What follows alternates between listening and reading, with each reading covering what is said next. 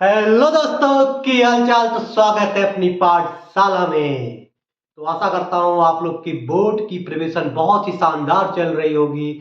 और इसी बोर्ड के साथ बायो वाले स्टूडेंट के लिए बहुत ही खुशखबरी आई है। जो भी बच्चा 11 से हिंदी मीडियम का हो या इंग्लिश मीडियम का हो, नीट की प्रिपरेशन कर रहा हो, तो उसके लिए भैया बहुत ही खुशखबरी है। क्योंकि नीट 2025 का एग्जाम फॉर्म आ चुका है।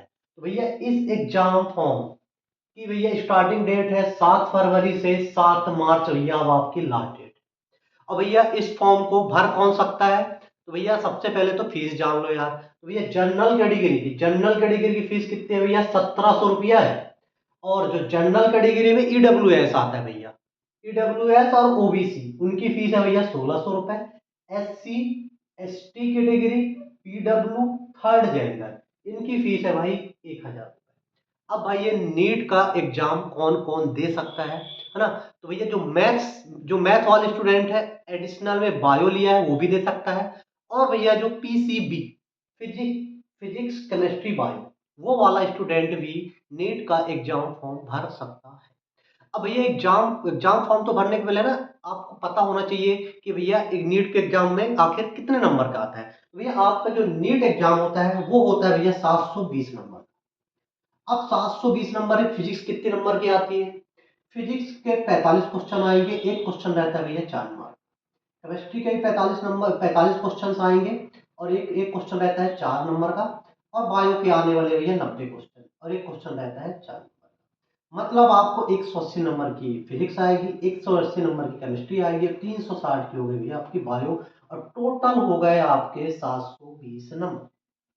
अब जो भी स्टूडेंट नीट की प्रिपरेशन कर रहे हैं, है ना, ये कोई हवा वाला लल्लू पंजी एग्जाम नहीं भैया, है ना। हिंदी मीडियम खासकर इसको लल्लू पंजी समझता है और हर बच्चा मुंह उठा के भर देता है, फिर बोल देता है नीट नहीं निकल रहा है ना। 21 लाख, अब इस साल तो और बच्चे 25 से 26 लाख बच्चे भरने वाले हैं। ऐसे नीट एग्जाम नहीं निकलता, खासकर हिंदी मीडियम वालों के लिए बात कर रहा हूँ।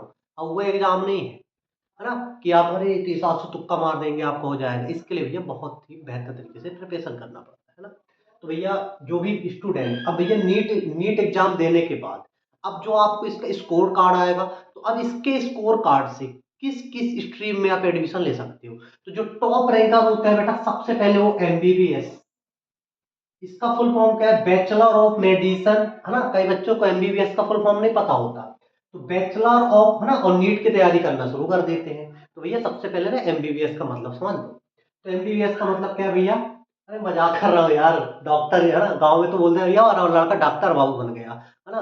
डॉक्टर बाबू, है ना, झोला छाप डॉक्टर भैया एमबीबीएस, है ना। तो एमबीबीएस का फुल फॉर्म क्या होता है बेटा?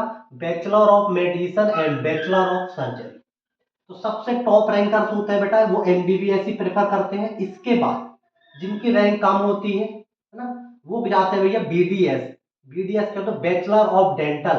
भैया दांतों का डॉक्टर जो होता है भैया उसको बोलते हैं बैचलर ऑफ डेंटल। फिर इसके बाद बेटा जो उससे भी कम रैंक वाले होते हैं वो कौन सी स्ट्रीम प्रेफर करते हैं?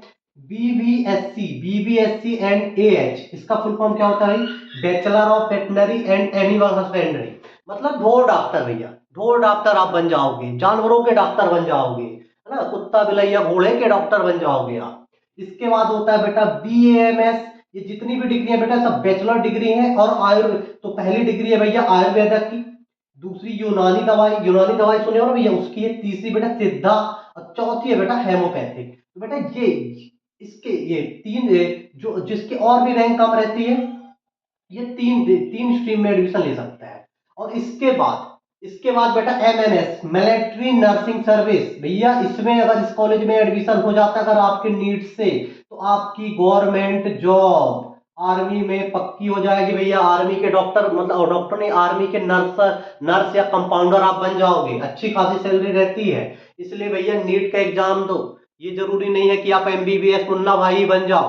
कोई भैया आपका लो स्कोर है भैया इसमें एडमिशन ले लो, एमएनएस में ले लो भैया, है ना, मिलिट्री नर्सिंग सर्विस ले लो। और कई स्टेट, हालांकि जैसे मध्य प्रदेश में भैया, मध्य प्रदेश में तो नर्सिंग का, बीएससी नर्सिंग के लिए बेटा एग्जाम लेता है। ये सिर्फ गर्ल्स के लिए होता है ना। तो कई स्टेट में कई ऐसे कॉलेजेस है बेटा जो नीट के स्कोर कार्ड को देखकर बीएससी नर्सिंग पे एडमिशन देते हैं। ऐसे कई गवर्नमेंट कॉलेजेस हैं, है ना। अगर आप गवर्नमेंट कॉलेज से नर्सिंग बीएससी करते हो तो आपकी गवर्नमेंट जॉब पक्की। तो भैया जो बायो वाले स्टूडेंट्स हैं, है ना, बोर्ड की प्रिपरेशन तो कर ही रहे हैं और नीट का फॉर्म भी भरते हैं, क्योंकि नीट में बेटा कोई अटेम्प्ट नहीं होता कि आपको 2 अटेम्प्ट मिलेंगे, 3 अटेम्प्ट मिलेंगे, 4 अटेम्प्ट मिलेंगे। आपके अंदर जब तक दम हो, जब तक नीट देते रहिए, है ना। कोई एज लिमिट नहीं है, हाँ 17 के ऊपर होना चाहिए, है ना।